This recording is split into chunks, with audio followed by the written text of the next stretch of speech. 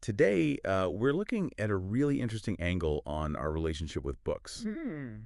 Not just, as sources of info or great stories, but thinking about them as companions, maybe even friends. Right, like having a relationship with the book itself. Exactly. Hmm. We've been listening to the Bookish Souls podcast, their episode Books Are My Friends, where the hosts, Nina and Jake, talk about their own really deep connections. Yeah, you shared some great clips from that conversation. And our mission today really is to unpack what this whole idea of books as friends actually means and maybe see what resonates with you, our listeners who, value knowledge and probably find comfort in reading too. It's a fascinating shift, isn't it? Thinking of these objects not just as tools, but as, well, entities we connect with. Definitely. So we'll get into some key themes from Nina and Jake.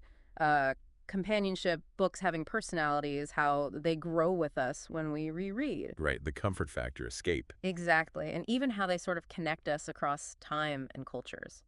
Lots to unpack there. Absolutely. Mm. So Nina and Jake, they jump right into this core idea, books as companions. Mm-hmm. Nina mentioned, books being there when people weren't, offering a listening ear, teaching things, inspiration, even healing, she said. And Jake felt that too, right? That feeling of finding a character or a world that just gets you. Yeah, exactly. No questions asked. When you hear that initial idea, what kind of clicks for you? Have you ever felt that connection yourself? Well, what's really compelling is that immediate emotional hit. It's not just intellectual. Right. It taps into that, basic human need for connection, for feeling understood. Mm.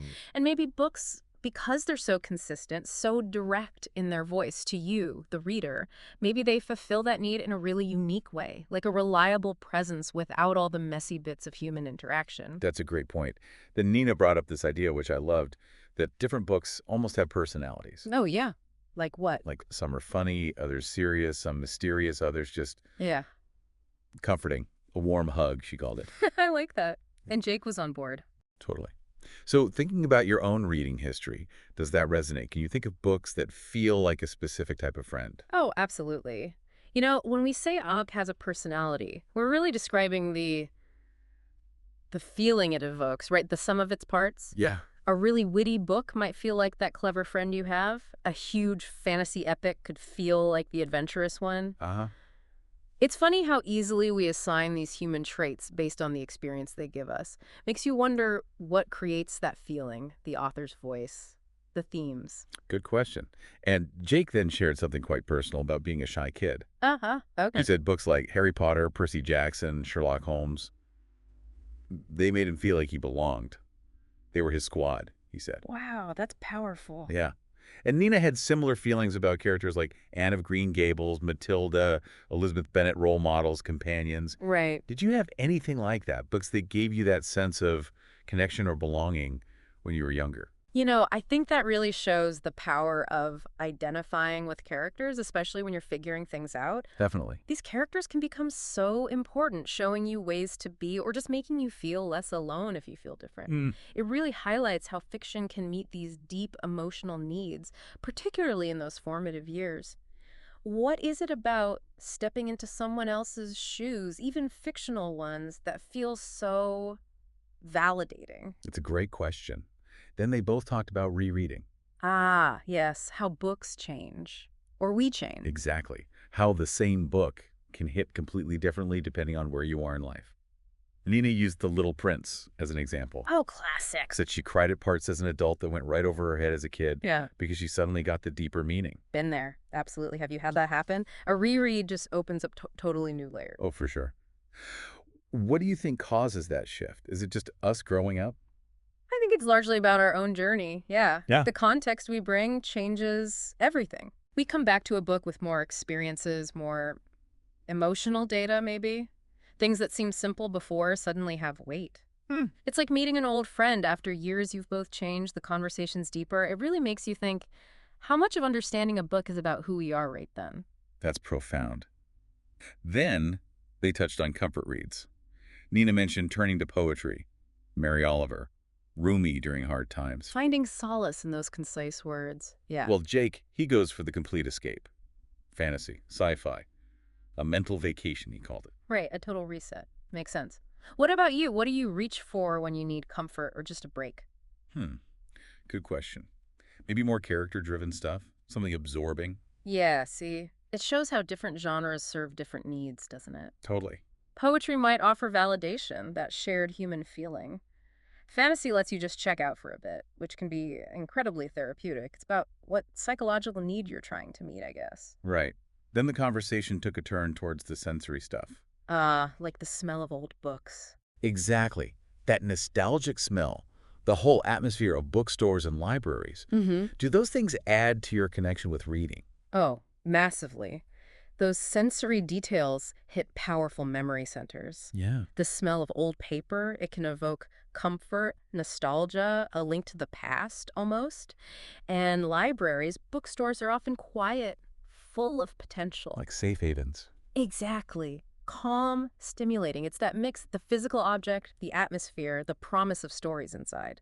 That's probably why they feel like happy places for so many people. Yeah, I love that. Nina also made this lovely point about books being non-judgmental. Ah, yes. Always there, waiting patiently. Right. And Jake joked they never ask, why didn't you call? Ah, true. How does that stack up against human relationships that lack in demand? What kind of unique support can a book offer there? Well, that's huge, isn't it? Human relationships need work, they have expectations. Right. Books offer this consistent, unconditional presence. They're there on our terms. Whenever you're ready. Exactly, which can be so comforting, especially if you're feeling lonely or just need quiet reflection space without any pressure. It's a unique kind of companionship, personal but totally undemanding. Well put. Then they did this really fun thing, categorizing books like types of friends. Oh, like archetypes. Yeah. Nina suggested To Kill a Mockingbird is the wise friend. Okay, I can see that. The Alchemist is the dreamer friend. Pride and Prejudice, the witty, stylish one. Love it. What did Jake add? He threw in 1984 as the paranoid friend, Ah, and The Hobbit as the yeah. adventurous one. They even called audiobooks the talkative friend. That's brilliant. Thinking about your own reads, can you slot books into those kinds of roles? What makes a book feel like a wise friend versus an adventurous one? Hmm. Maybe it's the core feeling it leaves you with. Yeah, I think so. It's a fun way to think about the different roles books play for us emotionally or intellectually. It really is. A book with deep insights feels like a mentor. A thriller feels like that exciting friend. It's about the main impact it has on you, I guess. Yeah.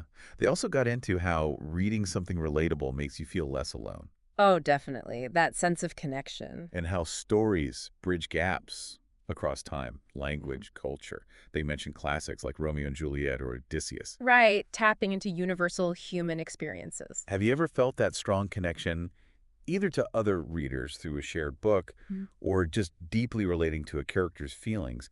How do stories manage to do that, bridge those huge gaps? Well, at their core, stories are about us, right?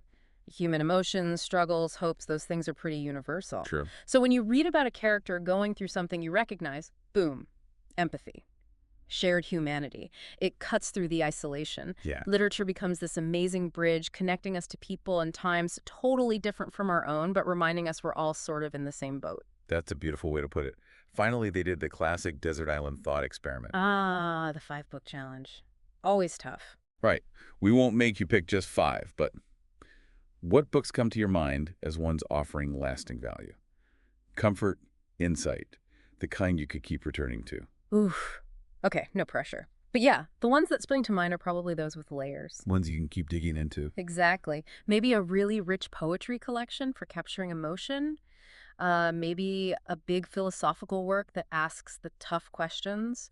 Or just a beloved novel that offers comfort but also new perspectives each time. Mm, I think the enduring quality comes from their ability to keep speaking to you differently as you change and grow. that makes perfect sense. So, this whole deep dive, sparked by Nina and Jake, really shows how books can be so much more than just print on a page. Absolutely. Companionship, different viewpoints, comfort, escape, connection. It really feels like they can be valuable friends on our personal journeys. Indeed. It encourages us, maybe, to be a bit more mindful of those relationships we build with books. For sure. So, a final thought maybe for everyone listening. Think about the bookish friends on your own shelves. Yeah. What is it about them that really clicks with you? Yeah, what qualities do they have? And how do these quiet companions shape how you see the world, or even yourself? Maybe revisiting an old favorite with this friendship idea in mind might reveal something new. A lovely thought to end on. A new layer to that friendship.